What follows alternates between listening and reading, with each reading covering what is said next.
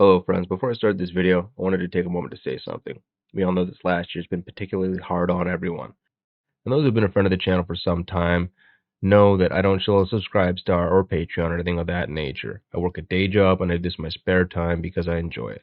They also know I've got a massive soft spot for animal rescues and shelters. I try to help it as much as I can in my own right. I even design prosthetics for amputee animals on the side. But as shelters and rescues often rely on donations to get through, and we all know this year and times are tough. So instead of asking you for support from my channel or anything like that, I would ask that you consider, if you're in a position to consider donating to Carter's Forever Rescue and Sanctuary. Full disclosure, I am loosely affiliated with this rescue. I have done work for them in the past. That shouldn't change the fact that rescues and sanctuaries change the lives of many, not just for dogs, but for people too.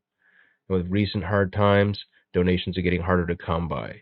So even if you're not in a position to donate money, please, just sharing the link is more than enough to get the message out, and that all these links are in this description and the pinned comment down below. Thank you for your time. I appreciate it, and the dogs do too. Enjoy the video.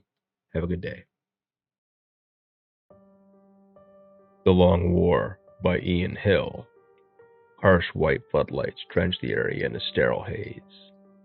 Hundreds had gathered at short notice, all saturated with stomach-burning anxiety as they tried to figure out what was going to happen next. There they stood, packed together tightly, wondering if they would still exist a second from now.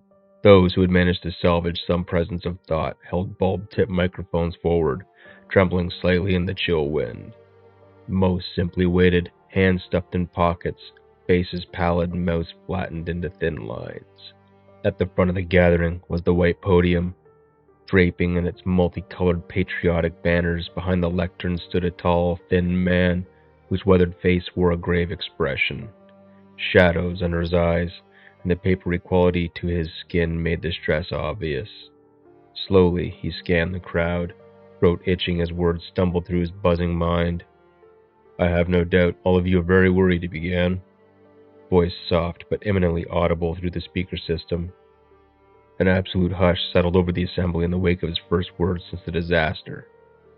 After a moment of gauging the crowd's reactions, he continued, "Why aren't we retaliating? Where is the war?"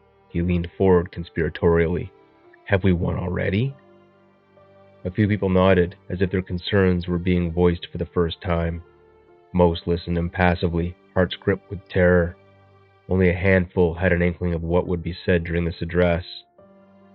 "Well, I can tell you this," the man drawled solemnly, rising back to his full height. "This tragedy exists not as an omen of war, but as a shield from it." A sudden wave of confusion passed over the crowd. Reporters exchanged uneasy glances, and a few people mumbled into each other's ears. Here and there, a pair of eyes widened in realization. The man opened his mouth to speak again, but quickly closed it.